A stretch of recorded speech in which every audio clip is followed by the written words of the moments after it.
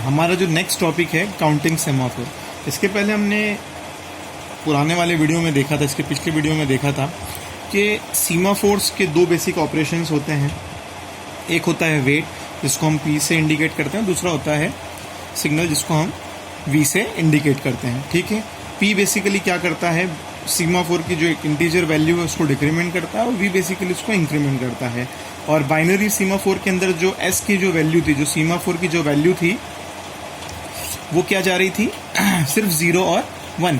अब जो next semaphore है हमारा वो है काउंटिंग सीमाफोर। तो काउंटिंग सीमाफोर के अंदर जो हमारा एस वेरिएबल है, आप इस एस की जगह कुछ भी नाम ले सकते हैं। ठीक है, तो अभी for sake of conveniences semaphore, तो उसी से मिलता जुलता हमने एस ले लिया। तो जो एस की वैल्यू है उसका वो बाउंडेड नहीं है 0 एंड 1 के बीच में। ठीक है, बाइनरी सीमाफोर के अंदर ये वैल्यू 0 और 1 के अंदर बाउंडेड थी, बट काउंटिंग सीमाफोर की बात करें तो ये जो है ये -∞ टू इन्फिनिटी तक जा सकती है। इट मीन्स दैट किसी भी रेंज तक आप ले सकते हैं। अब हम बात करते हैं कि इसकी रेंज कैसे हम डिसाइड करते हैं। तो सपोज ऐसा भी हम ये मान के चलते हैं कि नंबर ऑफ शेयरेबल रिसोर्सेज, मतलब एक जैसे हमारे पास बहुत सारे रिसोर्सेज हैं। जैसे सपोज मान लीजिए हम प्रिंटर की बात करें तो एट इंस्टेंस हमारे पास प्रिंटर जो है वो 5 नंबर ऑफ प्रिंटर्स हैं वो 5 हैं। तो एट ए टाइम हम 5 प्रोसेस को बोल सकते हैं कि वो उन शेयरेबल रिसोर्स को यूज़ कर सकती है। ठीक है, ये जस्ट एक कंसेप्ट को सिंप्लीफाई करने के लिए हम यूज़ कर रहे हैं। तो सपोज हमारे पास एस जो हमें भी मान के चल रहे हैं कि नंबर ऑफ शेयरेबल रिसोर्सेज। तो सपोज अभी एस की जो हमारी वैल्यू है वो है 5। ओके, तो प्रोग्राम चलता है, प्रोसेस P0 आती है। ठीक है, प्रोसेस P0 आई और अभी एस की वैल्यू हमने क्या सेट कर रखी है, एज इक्वल्स टू 5। तो प्रोसेस P0 आई क्रिटिकल सेक्शन को यूज़ करने के लिए। ओके, तो सबसे पहले PS में क्या होगा, सीमाफोर की वैल्यू क्या एस इक्वल्स टू 0 है, नहीं भैया, एस तो क्या है 5 है। तो क्या करेगा, क्या उसको सीमाफोर, इसको क्रिटिकल सेक्शन में एंट्री मिलेगी, यस। एस की वैल्यू को क्या सेट कर देंगे, एस इक्वल्स टू S-1। तो P0 प्रोसेस जो है वो क्रिटिकल सेक्शन में आ जाएगी और एस की वैल्यू जो है वो क्या हो जाएगी, 4 हो जाएगी। ठीक है, मान लो कोई नेक्स्ट प्रोसेस आई P1, वो क्रिटिकल सेक्शन को यूज़ करना चाहती है। तो अगेन सबसे पहले एंट्री सेक्शन जो हमारा P है, P के अंदर आएगी वाइल क्या S की वैल्यू अभी क्या है, 4 इक्वल्स टू 0, नहीं 4 की वैल्यू जो S है वो 4 जो है क्या 0 के बराबर है, नहीं। वाइल लूप ब्रेक होगा और P0 को S के अंदर क्रिटिकल सेक्शन के अंदर एंट्री मिलेगी और क्या होगा, वो क्या करेगा, इस S को डिक्रीमेंट करके इसकी S की वैल्यू क्या कर देगा, 3 कर देगा। अब S की वैल्यू हुई 3।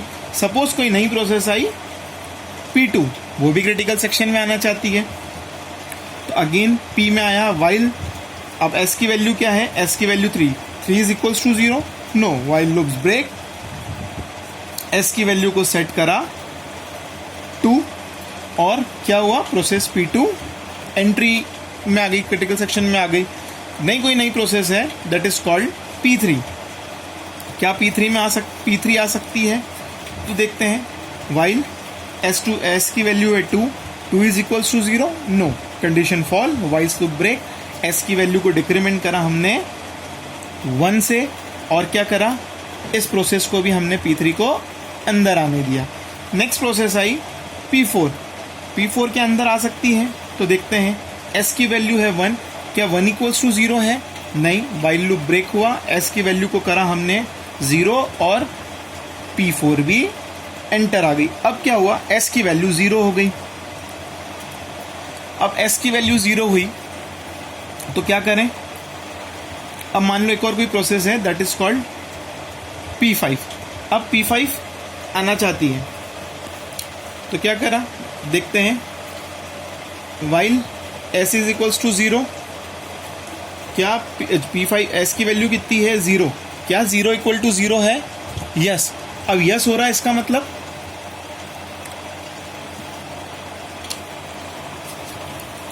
ओके। अब जैसे ही S की वैल्यू 0 होती है, ओके, तो यहाँ पर क्या होता है, जब भी S की जो वैल्यू है वो लेस देन 0 हो जाती है या 0 के लेस देन 0 होती है, तो हम क्या करते हैं, यहाँ पे इस S को, ये जो प्रोसेस है P5, इसको क्या कर देंगे, एक ब्लॉक स्टेट के अंदर डाल देंगे। किसमें डाल देंगे, ब्लॉक स्टेट के अंदर डाल देंगे। मतलब बेसिकली एक स्लीप स्टेट या फिर वेटिंग स्टेट के अंदर ये प्रोसेस जो है, प्रोसेस नंबर P5 वेट करने के लिए चली जाएगी। ठीक है, वेट करेगी और उसके बाद क्या होगा, S की जो वैल्यू है वो क्या हो जाएगी, S माइनस 1। तो अब S की वैल्यू क्या हो जाएगी, S is equals to 0 minus 1 minus 1। Basically इसको ये जो हमने लिखा है वो P ऑफ S बाइनरी सीमा। यहाँ पर और भी सारी कंडीशंस है। जब यहाँ पर S की वैल्यू 0 से कम होती है तो क्या होता है, उस प्रोसेस को हम स्लीप स्टेट में डाल देते हैं। तो यहाँ पर हम वो कोड एनहांस कर सकते हैं इफ की कंडीशंस लगा के। नेक्स्ट क्या हुआ, ब्लॉक स्टेट में चले गए। बिकॉज ब्लॉक स्टेट में क्यों गई, बिकॉज ऑलरेडी जो 5 इंस्टेंस थे हमारे रिसोर्स के वो ऑलरेडी शेयर कर चुकी थी 5 प्रोसेसेस। अब जैसे ही 6वीं प्रोसेस आई तो सीमाफोर की वैल्यू क्या हो गई, 0। तो 0 के होने से क्या हुआ, हमने क्या करा, उसको ब्लॉक स्टेट में डाल दिया। ओके, तो अब हमारी S की वैल्यू क्या हो गई, -1। अब सपोज कोई नई process I that is called P6 आया। P6 ने चेक करा कि जो 0 की वैल्यू है वो क्या है, जो सीमाफोर की वैल्यू है -1, 0 से कम है। ओके, तो इसको उठा के वापस क्या कर देंगे, हम ब्लॉक स्टेट में डाल देंगे और यहाँ पर इसकी वैल्यू क्या कर देंगे, S वापस 1 से माइनस हो जाएगा तो क्या हो जाएगा, -2। नेक्स्ट प्रोसेस आती है P7, वो भी चाह रही क्रिटिकल सेक्शन में जाना, पर S की जो वैल्यू है वो 0 से कम है। तो अगेन क्या होगा, वैल्यू 1 से इंक्रीज होगी, S की वैल्यू हो जाएगी -3 और P7 जो है वो ब्लॉक स्टेट में चला जाएगा। तो ये ब्लॉक स्टेट आपको बता क्या रही है, ब्लॉक स्टेट ये बताना चाह रही है कि एट ए टाइम हमारे पास 3 प्रोसेस जो हैं वो वेटिंग स्टेट या फिर स्लीप में पड़ी हुई है। ठीक है, जो क्रिटिकल सेक्शन को एक्सेस करना चाह रही है वो वेट हो रही है। ओके, अब नाउ क्या होता है, सपोज मान लो जो प्रोसेस हमारी P4 थी वो एग्जिट होना चाहती थी क्रिटिकल सेक्शन से। ठीक है, तो उसको एग्जिट होते हैं, तो वो जैसे ही एग्जिट होगी तो क्या करेगी, यहाँ पर V चलाएगी और V क्या बोलता है, S equals to S plus 1। तो अभी S की करंट वैल्यू क्या है, S की करंट वैल्यू है -3। ठीक है, P4 एग्जिट हो रहा है तो P4 एग्जिट होते होते क्या करेगा, S की वैल्यू को क्या कर देगा, S is equals to S plus 1। तो -3 + 1, तो S की वैल्यू क्या हो जाएगी, -2 हुई। जैसे ही यहाँ पे S की वैल्यू 2 होगी तो इसके आगे एक्सटेंडेड लॉजिक ये है कि जैसे ही S की वैल्यू एक और रिड्यूस होती है तो वेटिंग स्टेट में जो सबसे पहली प्रोसेस है उसको क्या कर दें, हम रेडी क्यू में डाल दें। तो सबसे पहली प्रोसेस कौन सी आई थी हमारी, कौन सी प्रोसेस आई थी, P5। तो P5 को हम वापस किस में डाल देंगे, रेडी क्यू में। रेडी क्यू में क्यों डाला, जिससे वो वापस कंपीट कर सके क्रिटिकल सेक्शन के अंदर आने के लिए।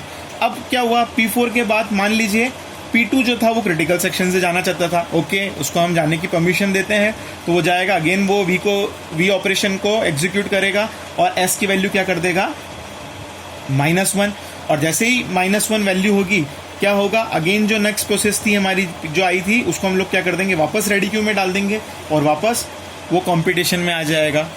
ओके, तो इससे क्या हुआ, एक सर्टेन टाइम तक वेट करने के बाद अगेन वो प्रोसेस क्या कर रही है, अगर उनको वेरिएबल की अगर जो हमारा सीमाफोर अगर उनको वैल्यू मिल रही है तो अगेन वो कंपीट करके आ सकती है। तो इस तरीके से हमारा काउंटिंग सीमाफोर काम करता है।